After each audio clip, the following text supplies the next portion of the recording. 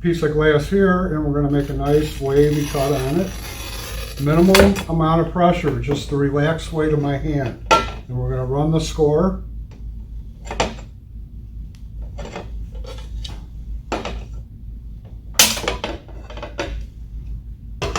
Now we're going to make a deep inside cut on this piece of glass. So I'm going to go down, turn around, and come back. Then take my running pliers. We'll run this side. Then we run this side. Turn the glass over. Give it a little tap right there. And we'll take this piece. We'll pull this piece out. And then we'll take another score here. Go down, turn around, and come back. Run right here. Run this side. There you go. Deep inside cut and the remaining piece. You can also make a nice jaggedy piece just by going like this.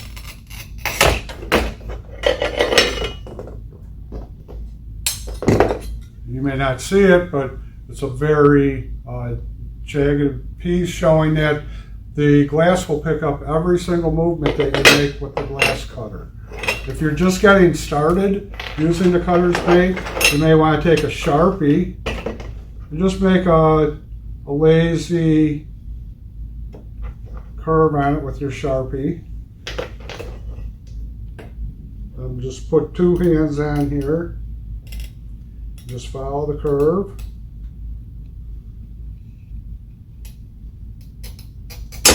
So this is great for all your pattern pieces, your curvy pattern pieces.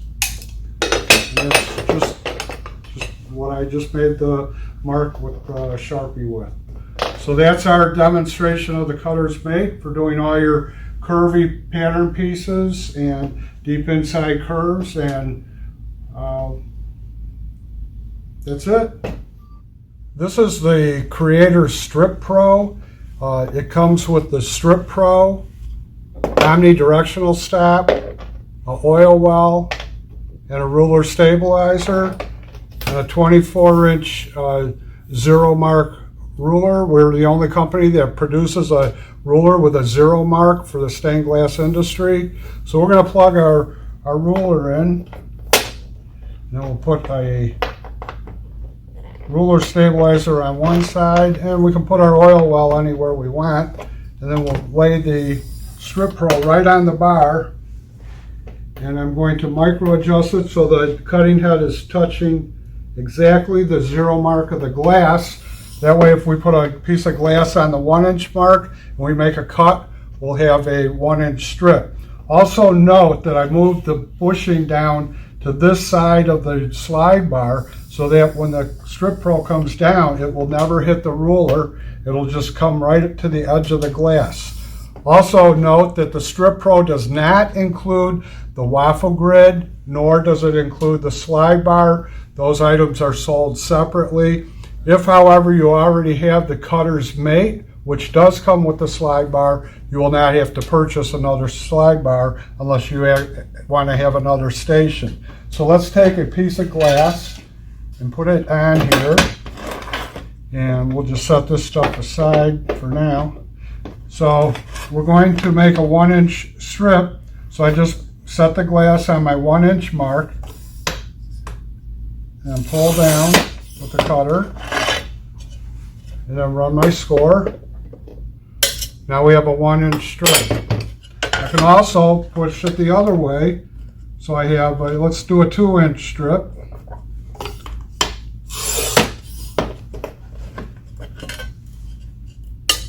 And there's a 2-inch strip. Now if I want to make multiple 1/2-inch strips by 2-inch, I just set this on the 1/2-inch mark and move it over a 1/2 inch at a time.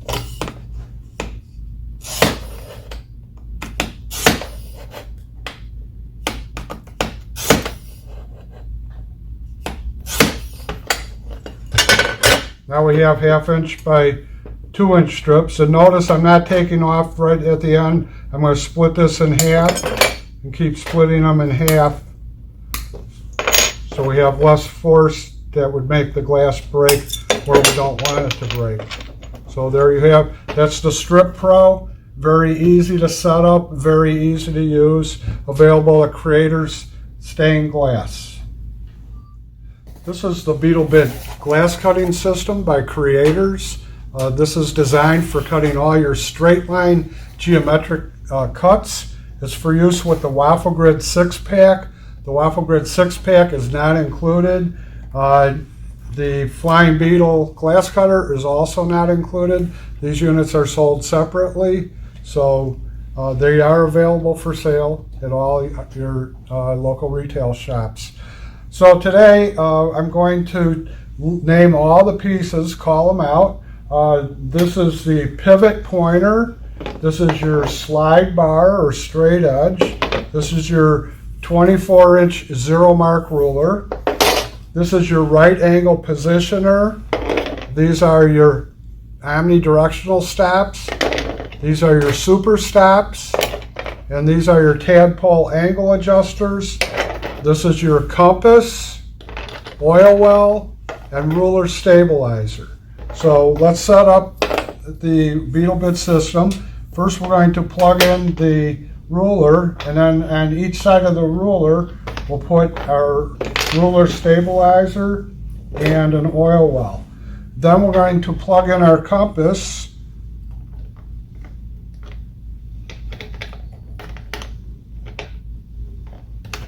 Then we're going to plug in the pivot pointer, and then at the end of it we're going to, on the other side, we're going to plug in our 90-degree angle and plug our slide bar in.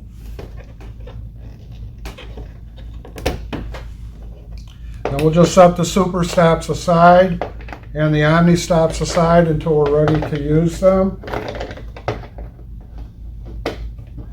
We have our angle guide, adjustable angle, and we'll just set the other one aside for now. And then to calibrate this, we're going to loosen the red screw here, and we're going to move our zero mark so it's right in line with one of these ribs, and then we'll tighten the red screw. And then if you put your Flying Beetle on here and bring it back, you'll see that the little yellow arrow is going to be pointing right at the zero mark. So let's start out by cutting a piece of glass. We'll just cut a strip of glass, and we're going to cut a 2-inch strip. So I set the glass on the 2-inch mark, and then pull down on the Flying Beetle.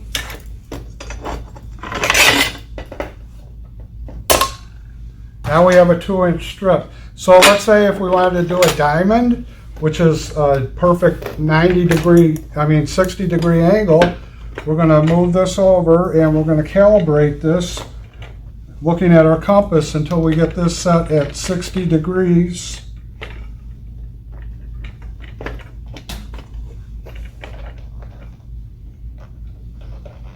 One more.